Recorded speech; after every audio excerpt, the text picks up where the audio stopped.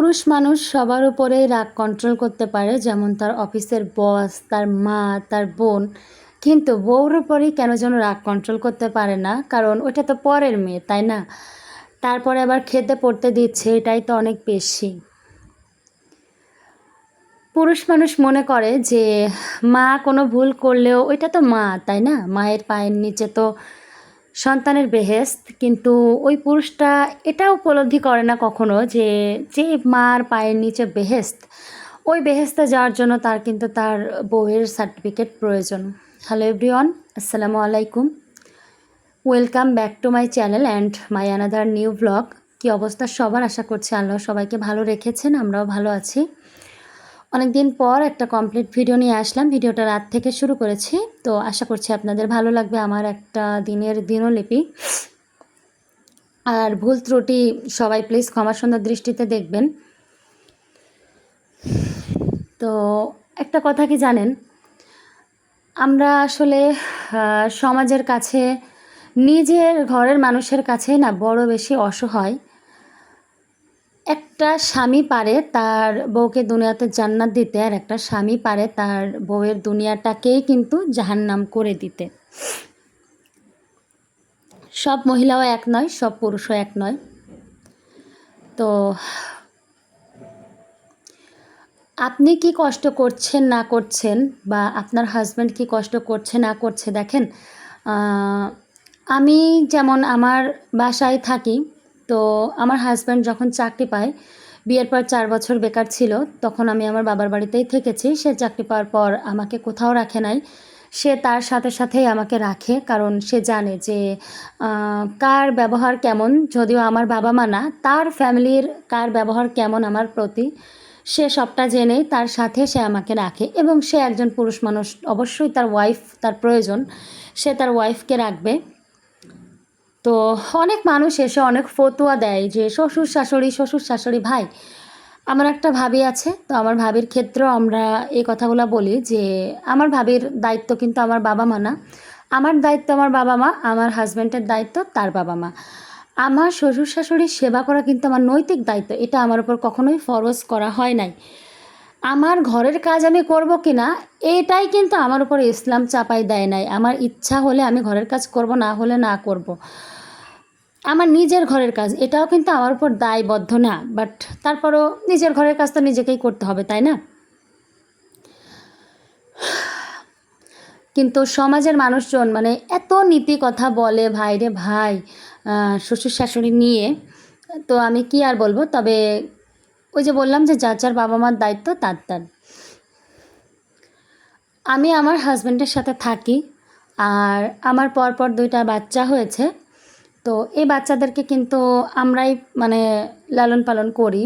আর না আমাদের একটা কাজের লোক আছে, না আমরা তো কারোকে কোনো দোষ দেই না যে বাড়ি থেকে এসে কেউ আমার কাছে 1 মাস থাকবে বা 2 মাস থাকবে, এরকম কেউ আসেও না। আর আমরাও আসলে কাউকে খুব বেশি দোষারোপ করি না, কারণ কেন দোষারোপ করবো? আমার বাচ্চা, আমার কষ্ট হলে আমাকে পালতে হবে।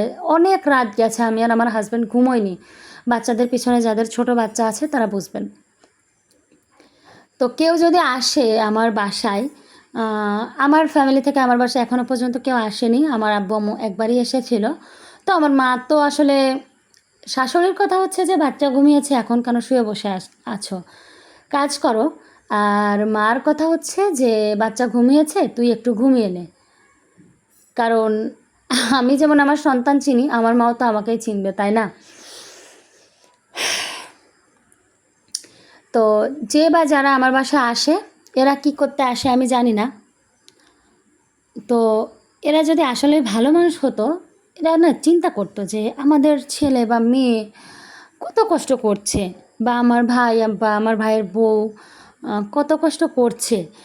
তো আমরা আসছি, আমরা একটু তাদেরকে হেল্প করি। কিন্তু না, মানুষ আসে আমার কাছে, তাদের রান্না করে খাওয়ানো হলো না ঠিকমতো, তাদের এটা হলো না, তাদের ওইটা হলো না, আমার কোন জিনিসটা কোথায় পড়ে থাকলো, আমার কোন জিনিসটাতে ময়লা থাকলো, এগুলো নিয়ে সমালোচনা করতে। আর এত পরিমাণ মেন্টাল স্ট্রেস দিতে পারে মানুষ, কি আর বলবো। তো আমার বড় আপু আমাকে একটা কথাই বলে যে দেখ, কেউ যদি তোর অনেক বেশি প্রশংসা করে, এটাতে কিন্তু তুই আসমানে উঠে যাবি না বা তোর কোনো কিছু চেঞ্জ হবে না, উল্টে আরও তার প্রশংসার খাতির করতে যে তোর আরও 2টা কাজ বেশি করতে হবে ফ্রিতে, বিনা বাক্যে। আবার কেউ যদি তোর বদনামও করে, এটাতেও কিন্তু তুই মানে জমিনে পড়ে যাবি না বা তোর কিছুই হবে না। আল্লাহ যাকে সম্মান দেবে তাকে তো কেউ দমিয়ে রাখতে পারে না, এই হচ্ছে কথা। কিন্তু যে যত কথাই বলুক, মাথার মধ্যে তো আসলে ব্রেনের মধ্যে তো রক্তক্ষরণ হয়, তাই না? এই যে চিন্তা ভাবনা এগুলা, তো আমার হাজব্যান্ড সব সময় তার বাড়িতে থাকতে চায়, ব্যবসা বাণিজ্য করবে, চাকরি করবে না। কিন্তু তাকে আমি একটা জিনিসই বোঝাতে ব্যর্থ যে 15 দিনের জন্য কেউ আমার বাসায় ঘুরতে এসে, মাত্র 15টা দিন, তাই আমার কষ্ট বোঝে না, বিভিন্ন দোষ খুঁজে বের করে। আর বাড়িতে যখন থাকবো তখন কি তারা কষ্ট বুঝবে বলেন তো? তো সবার ক্ষেত্রে একটা কথা বলবো যে দেখেন, আপনার সংসারটা আপনি কতটা শ্রম দিয়ে সাজিয়ে গুছিয়ে নিয়েছেন এটা কিন্তু আপনি জানেন, আপনার হাজব্যান্ড জানে, আর আল্লাহ জানে। কেউ কিন্তু দেখতে আসছে না যে আপনি কতটা শ্রম দিয়েছেন, কতখানি ইনভেস্ট করেছেন আপনার এই সংসারের পিছনে। সবাই ভুল খুঁজবে, আর এই ভুলগুলো ধরে আপনি যদি আপনার হাজব্যান্ডের সাথে রাগ করেন বা আপনার হাজব্যান্ডও যদি আপনার উপরে রাগ করে, বিশ্বাস করেন মানে এটাতে না কোনো ফয়দা হবে না। হয়তো আপনার বাবা মা একটা পর্যায়ে অতিষ্ঠ হয়ে বলবে যে ঠিক আছে চলে আয়, অন্য জায়গায় আপনাকে বিয়ে দিবে, আপনার হাজব্যান্ডের ফ্যামিলি থেকে এটা করবে, বাট আপনার বাচ্চাগুলো হয়ে যাবে ফুটবল, একবার লাথি খেয়ে আপনার কাছে, একবার লাথি খেয়ে আপনার হাজব্যান্ডের কাছে। আর সত্যি কথা বলতে আপনারা কেউ মানে সুখীও হতে পারবে না, এটা আসলে কেউ পারে না। তো সবার উদ্দেশ্যে বলবো যে প্লিজ হাজব্যান্ড ওয়াইফের ভিতর কখনো কোনো থার্ড পারসনকে আসতে দেবেন না। সেটা হাজব্যান্ডের মাই হোক, বোনই হোক, বা আপনার মা আপনার বোনই হোক না কেন, সবাই মানে নিজেদের যে জায়গা, আপনার হাজব্যান্ডের একটা দুনিয়া, এই দুনিয়ার মধ্যে কাউকে ঢুকতে দিবেন না। বিশ্বাস করেন, সবার সাথে না একটা আলাদা আলাদা জায়গা তৈরি করে রাখবেন, কারো